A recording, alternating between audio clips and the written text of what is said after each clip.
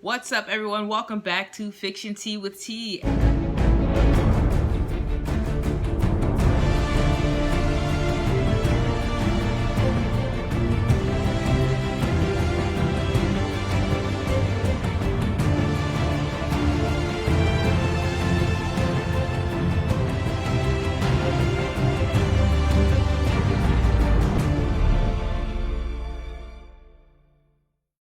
And today we're going to talk about the wuassassin on Netflix. I believe Asian American show. This culinary chef named Kai who becomes a wuassassin after meeting this girl. After randomly meeting this girl, and then he's able to kick ass. He's able to do like martial arts. So he's adopted by this family. Who's all connected to like this triad group who he eventually goes after.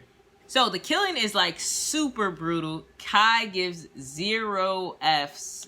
And I loved one of the scenes where he had the knife and it kind of magnetically went back to its place. I was like, that is so cool. That is so cool. Everyone on the show can fight. They can kick ass. They're just amazing, honestly. So I definitely want to comment and say that there's definitely more action fighting rather martial arts, especially in the beginning episodes. I was like, okay, they're fighting, but it's more like regular fighting. It's not like martial arts fighting. But by there's only one season. Episode 3, they had the scene with the 2 women fighting and they were killing it. I'm like, everybody on here really know how to fight. They got skills. It's crazy. I also found it really interesting how the word triad correlates to the word triangle. Triangle has 3 sides. That's not a triangle. This is a triangle. Triangle has 3 sides, and 3 sides represent the past, present, and the future in this life. Also, 3 represents us, our mother, and our father. So I thought that was interesting, and I think in some way that correlates to all of that. I enjoyed the magic and the CGI scenes. Even though you could tell that it was CGI, it still wasn't bad. Like I like the way the magic effects looked. They looked really good, really put together, very clear. The show definitely develops and gets better over time, because in the beginning I was kind of like, I don't know, but once it got to like the 5th episode, I was like, I'm in there. I'm engaged in this, and it's pretty good. It's like the 5th episode, I was like, okay, the acting's definitely improved. It's definitely gotten better. They're definitely, you could tell that they were getting more comfortable, and you can feel that their acting skills were improving. I learned by episode 5 that there were different types of woo. I love that there were different types of woo assassins. There was the British guy.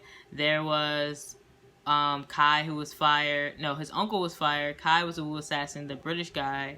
There was a stone woo, I believe. There was a magnetic woo. There were just all these cool types of woo, and I was like, I would like to not have died so fast, but I'm hoping season 2 we'll see more woo masters, different types of woo, because that was really cool. I loved all the woos. Episode 6, the uncle kind of played his driver. I felt kind of bad for her, but then later on I was like, she deserved that because she betrayed them. She was not to be trusted at all.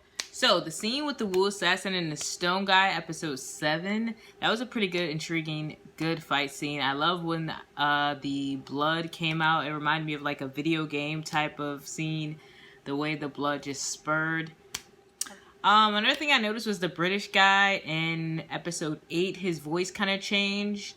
It went from being like, it was like going up and down. Like it would be raspy sometimes, it would be sound British, and other times it would kind of sound like he's acting, you know, like there were moments where it wasn't convincing, and then it would get like a little better. It was kind of going up and down. That was something I noticed about him.